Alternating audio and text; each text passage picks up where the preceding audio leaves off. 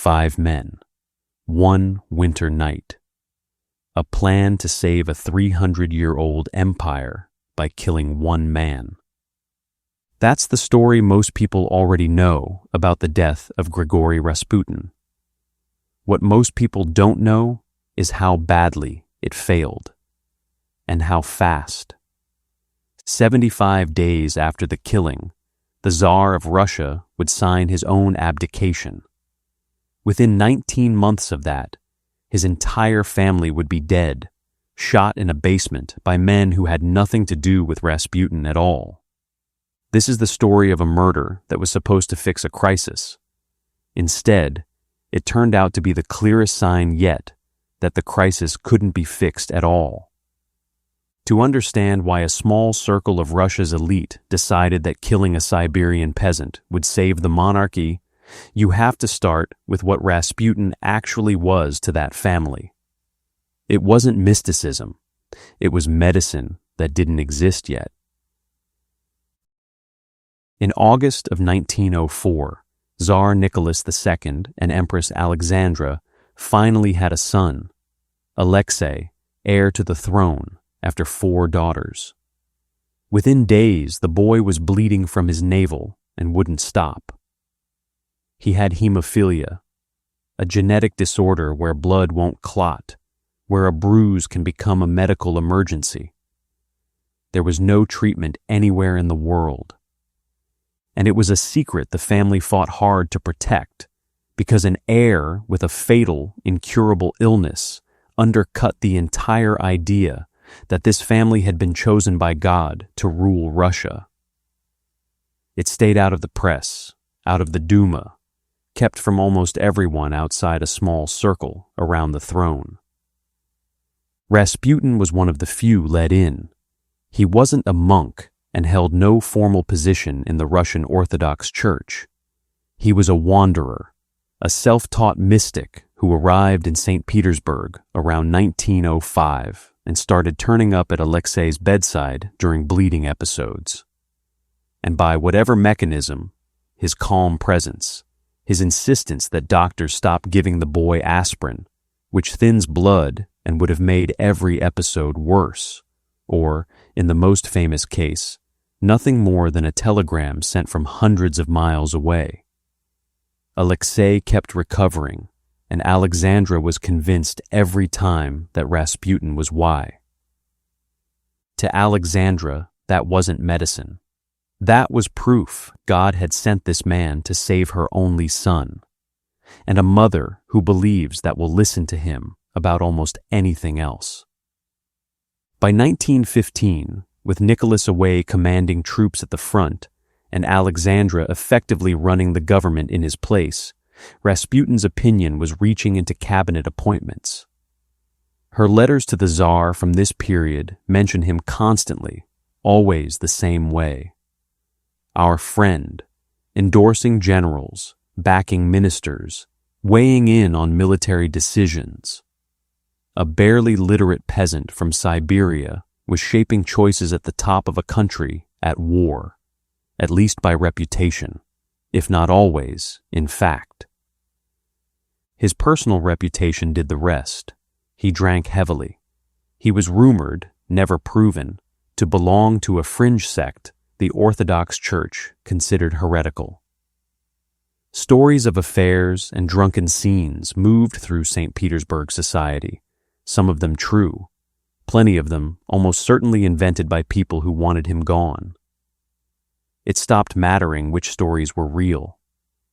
By 1916, in the minds of the Russian aristocracy, Rasputin wasn't just an embarrassment attached to the crown. He'd become the explanation for everything going wrong. So a plan formed, not among revolutionaries, but among the people the monarchy was supposed to be safest with, its own nobility. Prince Felix Yusupov led it. He was heir to one of the largest fortunes in Russia, by some accounts bigger than the Romanovs' own, married to the Tsar's niece. His partner was Grand Duke Dmitry Pavlovich, Nicholas's first cousin. They brought in Vladimir Purishkevich, a hard-right member of the Russian parliament who'd already denounced Rasputin from the floor of the Duma, along with a physician and an army officer to help with logistics. Their stated reasoning was patriotic: remove Rasputin, and the Empress would come to her senses, competent ministers would return, and the dynasty would hold. Strip the patriotism away, and what's left is simpler. A titled prince and a grand duke decided an extrajudicial killing, planned inside a palace, was how you save a monarchy. And they expected no real consequences for it. On the night of December 29th, 1916, Yusupov invited Rasputin to his palace on the Moika River, using his young wife as bait, telling Rasputin she'd be there to meet him. She wasn't even in the city. What happened next comes almost entirely from one source, Yusupov's own account, written years afterward, and it reads like something built to be believed rather than something that simply happened. By his telling, Rasputin was led to a basement room and served cakes and Madeira wine laced with enough cyanide to kill several men. Rasputin ate, drank the wine, and felt nothing worse than a tickle in his throat. Panicking, Yusupov grabbed a revolver and shot him in the chest. They left him for dead until Rasputin opened his eyes, got up, and ran. Purishkevich chased him into the courtyard and fired 4 times. 2 shots missed. One caught Rasputin in the back as he tried to crawl away. The 4th went into his forehead. The conspirators wrapped the body, drove it to the river, and dropped it through a hole cut in the ice. Poisoned, shot, beaten, drowned. A man who survived all 4, according to the only man who was telling the story. It's a great story, it just isn't what the evidence says happened. The autopsy, done the same day the body was recovered, tells a different account. Doctors found 3 gunshot wounds, chest, back, forehead, no poison anywhere in his system, and no water in his lungs, which means whatever else happened that night, Rasputin was already dead before his body ever went into the river. A forensic re-examination published in a peer-reviewed pathology journal in 2024 went further. A surviving photograph shows the forehead wound was fired at point-blank range, a contact shot, not from across a courtyard at a man running for his life, the way Yusupov described it. The simplest explanation that actually fits the physical evidence isn't a night-long fight against an almost supernatural opponent. It's an execution. Why tell it the other way? Maybe because we poisoned him, shot him, and he still got up. Makes a better legend than we shot an unarmed man in the head. Maybe it protected whoever actually fired that last shot. Historians still argue about which. What isn't seriously in dispute anymore is that the drowning, and very likely the poison, never happened at all. There's one more thread nobody's tied off. Yusupov had a close Oxford friend, a British intelligence officer named Oswald Rayner, who was demonstrably in Petrograd and in contact with him around the time of the killing, feeding a theory, first laid out publicly in a 2004 documentary, that Rayner fired the fatal shot himself to stop Rasputin from pushing Russia toward a separate peace with Germany. A historian later given full access to Britain's surviving intelligence files said he found no paper trail connecting Rayner, or anyone else in British intelligence, to the killing. Nobody has proven the theory. Nobody has fully closed the door on it either. Rayner or not, 5 men walked into that palace already committed to killing Rasputin that night. Here's what happened to each of them afterward. Yusupov was placed under house arrest, then exiled to his family's country estate. Dmitry Pavlovich was sent to serve on the Persian front, which, as it turned out, kept him out of Russia during the revolution and likely saved his life. Neither man was ever charged with murder. Purishkevich, the physician, and the army officer who helped them faced even less than that. No exile, no charges, nothing on the record at all. Compare that to what happened when Rasputin's own daughter tried to hold them accountable years later. Maria Rasputin sued Yusupov and Dmitry in a Paris court in the 1920s, seeking $800,000 in damages. The case was dismissed. The court ruled it had no jurisdiction over a killing that took place in Russia. 5 men committed a premeditated killing in one of Russia's grandest palaces. 2 faced exile.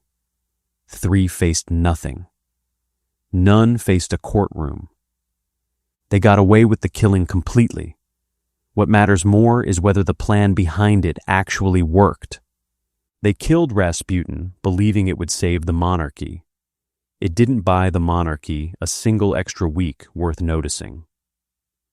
75 days later, bread shortages and strikes in Petrograd spiraled into what's now called the February Revolution. Soldiers ordered to fire on protesters refused, and in some cases turned their weapons on their own officers instead. On March 15, 1917, Nicholas II signed his abdication, ending 304 years of Romanov rule. No siege, no last stand, a signature in a train car at a desk. Historian Douglas Smith, who spent years working through Russian archives that only opened up in recent decades, makes a case worth taking seriously. That much of what Russians believed about Rasputin's actual power was myth to begin with, inflated by his enemies long before anyone plotted to kill him. If that's right, the conspirators didn't kill the man secretly running Russia. They killed a scapegoat everyone had simply gotten used to blaming things on. And you cannot fix a losing war, a bread shortage, and a government nobody trusts by removing a scapegoat. You can only remove the scapegoat. Even Rasputin's body didn't get to rest. After the abdication, the new government dug up his grave and burned the remains in the woods outside Petrograd, worried the site would become a rallying point for the old regime's supporters. None of it saved the family he was killed to protect. In April of 1918, the Romanovs, Nicholas, Alexandra, and their 5 children, including the hemophiliac son this entire chain of events had started with, were moved under Bolshevik guard to a house in Yekaterinburg the guards called the House of Special Purpose. On the night of July 16th into the 17th, they were woken, led to a basement, and shot. Alexei was 13 years old. Rasputin had reportedly written, in a letter whose authenticity historians still dispute, the only person who ever vouched for it was his own secretary, that if he were killed by nobles rather than commoners, none of the Tsar's family would outlive him by more than 2 years. Real or invented after the fact, the timing lines up. The family was dead within 19 months of Rasputin's own death. Prophecy or coincidence, a dead man's letter turned out to be a better predictor of Russia's future than the men who killed him ever were. For years, the people running Russia told themselves, and told the country, that the problem wasn't the war, wasn't the breadlines, wasn't 300 years of autocracy finally running out of road. The problem was one man's influence over one family. Remove him, and everything underneath would hold. It didn't hold. 10 weeks after the murder, the monarchy that killing was supposed to protect started coming apart. Within a year and a half, the family it was meant to protect was dead. A provisional government took over in 1917. The Bolsheviks seized power from it that November. Decades of Soviet history followed after that. All of it, ultimately, because the people in charge of Russia spent a decade solving the wrong problem. On the night of December 29th, 1916, in a basement on the Moika River, that's exactly what they did one more time.